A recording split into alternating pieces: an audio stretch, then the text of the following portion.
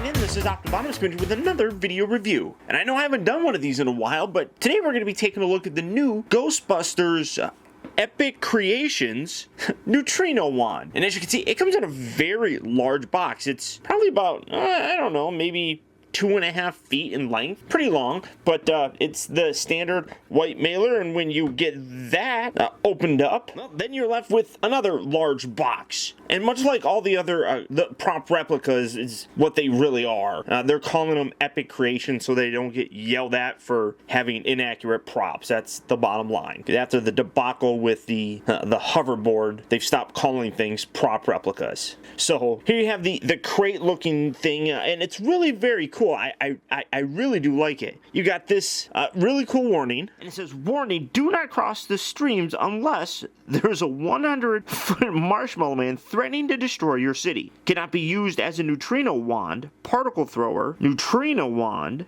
and proton blaster simultaneously without causing the end of days type stuff." Then it also tells you to clear away all tables, tablecloths, dishes, and flower vases before use. Real fun. And then on this side, it says, "Warning, turn off containment stream immediately after depositing apparitions into the ghost trap, or risk face burning or particle flow reversal through nearest interdimensional portal. Not effective with nimble little minxes. Do not use near flammable items such as toilet paper, and not entirely effective at roasting marshmallows due to nuclear accelerator-y aftertaste." So absolutely wonderful little bits on there, and then you got the same warnings and things like that on the top. And then all you do is you open this up, and you have some foam on the inside. I really wish they would go back to the whole packaging peanut thing. That made it seem more, I don't know, realistic, I guess. Then you take that out, and MattyCollector sent me an empty bag. And that's where the actual wand rests. So, without further ado, let's bring that out and see how cool it actually is. Alright guys, so here we have the Proton wand opened up and out of its packaging. Or Neutrino wand, or whatever it is that you want to call it. And as you can see, it is a real nice representation of how the wand actually looks in the movies. One thing that I noticed right away is it is a very light piece. And that kind of puts me off, but honestly, I really do like this, and I think it's actually worth the price that we're getting. There's a really nice amount of detail that's on here. You can see a lot of the actual black has these silver washes over it, giving it a more worn look, which I think looks terrific. Come around to the other side, you got the vents. You got some more of this faded silver bit on here. You come around here, and it really looks as if they added weld marks. Again, really recreating that almost homemade look. Come around to the front, you got some of those same weld marks around here. You got a big giant Clippard Instrument Laboratories Mini-Matic. I don't know what this is. It kind of looks like a jar of whiteout almost, but you have that. You got a lot of different buttons and switches and things like that. One thing that is cool is that it's not necessarily confirmed that we're going to get a full Proton Pack anytime soon, but much like all the other prop replicas that they've created, they have used a bit of forethought in the development of them and integrated parts into previous replicas that would allow them to connect to the future if they ever made one. So you come around here to the back, and there's actually this plug right inside here where you can see something could plug into it, like a hose or something like that, that could connect to an actual Proton Pack at some point in time. Now, whether or not they are going to do it, I don't know, but you also come around here to the bottom, and you have the clip. Now, you could just write this off as just being accurate to how the wand actually was, but these little bits like this in the actual section right here with the plug really do lend the belief that they would like to do a Proton Pack in the future, and I would absolutely love it if they did. Full-on replicas can cost several $1,000s, and despite the fact that this is probably a lot lighter than those actual prop replicas that are custom made, I'm pretty happy with this. I firmly do believe that at some point in time, maybe in an anniversary year, they'll make a full-on pack for us. I really do believe it. But taking a look at some of the features, one thing that I don't particularly like is you can see that you can hold it right here. You got all these grooves where your fingers can go, and then you got this section right up here. I don't like holding it like this. I don't know if you would consider there's being a right-handed replica. I'm sure that's accurate, but I wish there was a way that you could actually like reverse this piece right here, because I prefer to hold it like this, where these actual ridges are now on the palm of my hand. I would anticipate this being done just for the screen accuracy, I guess, but it would be nice if they made it customizable where you could reverse that around. I guess I'd imagine this like if it was a fire hose, you'd want your dominant hand down by where the stream would be coming out to control that and get a good grip on it. Also, I don't like having to reach my thumb all the way over here to activate the stream. I like having it right there. It's very, very natural feeling for me. So I wish this could actually reverse. I don't know if I can do it. It looks like it's all molded in one piece here, so I don't think I can. But to activate it, which is what you guys are here to see, I suppose. Does this turn? No, that doesn't turn. There's a lot of these little knobs on here that look like they turn and they don't. Like this doesn't turn. This actually does turn. These bits right here don't turn or anything, but there's a lot of those on there. So to activate it first, you flip this switch. You get a nice light up sound or startup sound, as well as the light right here turning on. Then you activate this, and that pretty much activates everything.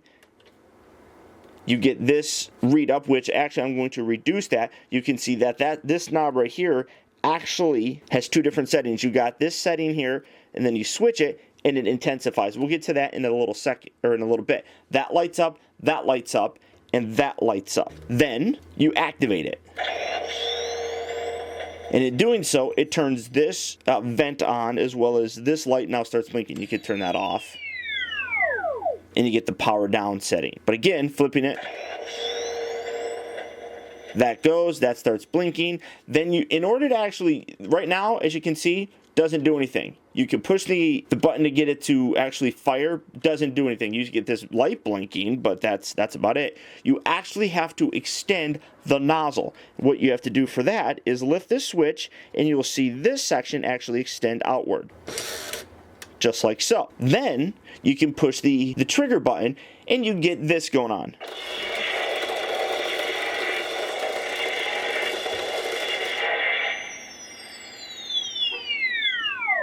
You can see that actually went down and then came back up. This is going to be a little bit harder to see because of all my lights, but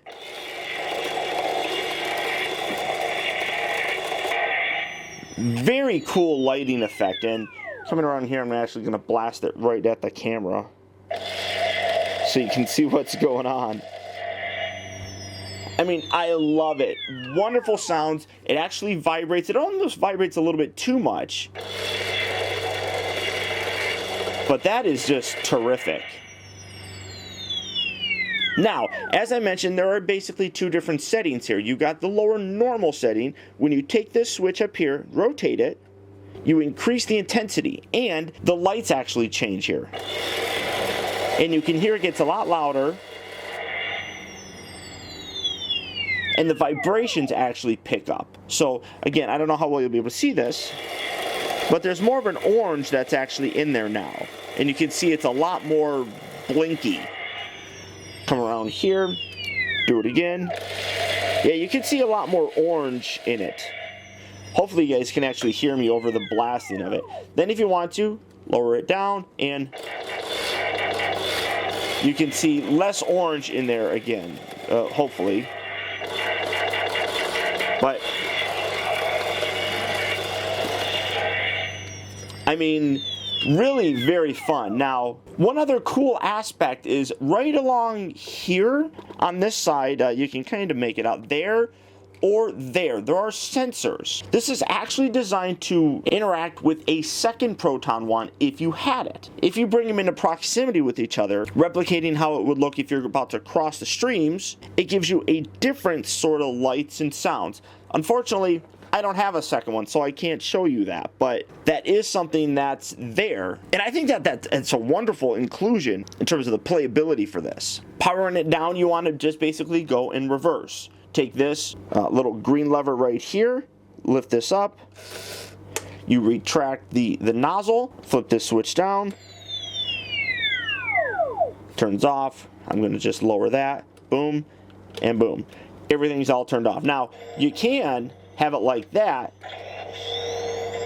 activate it, and you can turn this off, and that turns everything off. Turning it back on cycles through the entire thing if you have all the switches that are still up. But again, you won't be able to shoot this unless that actual nozzle is extended. So I love this thing. It's so much fun. There's so much playability with it. You got the an actual hose right here, which is nice. This is an actual hose. This bit right here is actually, this whole section here is a bit of a soft rubber, which is kind of weird, I guess. As I said, my only real nitpick, I suppose, would be I wish that I could rotate this around so I can actually hold this in this hand. I don't like doing it with this hand because you got to flip the switch, flip the switch, flip the switch, and then reach all the way over, and it just doesn't feel natural for me. It just feels so much more natural to be able to do all this, flip, flip, flip, flip that out, and do that. So I don't know. That's my only real qualm, I guess. And turning my lights off so that you can actually see what's blinking on here. This is what you essentially have. And again, for the actual nozzle, you can see that a whole lot better. That's just the normal setting, but you see you got red and blue in there, a little bit of orange, really not that much. But when you increase that intensity level, just like so, now you get a lot more orange in it. It's a much stronger blast. I dig it. I think it is terrific. Now, for me, a lot of these prop replicas, or epic creations as they're calling them now, are oftentimes hit or misses. At $110, these I thought were an absolute waste of money. These are not very good at all. For $20 more, you get this, and I think that this is well worth it. Granted, when I picked it up and I felt it, it's like, oh, that's kind of light. It didn't feel all that worth the $130 price tag, but playing with it, I quickly forgot about how much that price was. This is a terrific piece, and I really do hope that it sells well enough to warrant them making the actual backpack for it, because you can't really have the Proton wand without the Proton Pack. This is still available right now on MattyCollector.com. As I mentioned, the price is $130, but I really do believe that it's worth it. And as you can see, if you leave it on for any amount of time without actually playing with it, it powers down automatically to save batteries. But yeah, guys, if you're a Ghostbuster fan, this is definitely going to want to be in your collection. But beyond that, that's about it. So once again, I want to thank you guys for tuning in. This has been optibotimus. Keep in touch with me. Find out recent purchases as well as all upcoming video reviews all at facebook.com/teambotimus. And don't forget, you can follow me over on Twitter at twitter.com/optibotimus. And check out my new website at optibotimusreviews.com. And until next time, I'll talk to you later.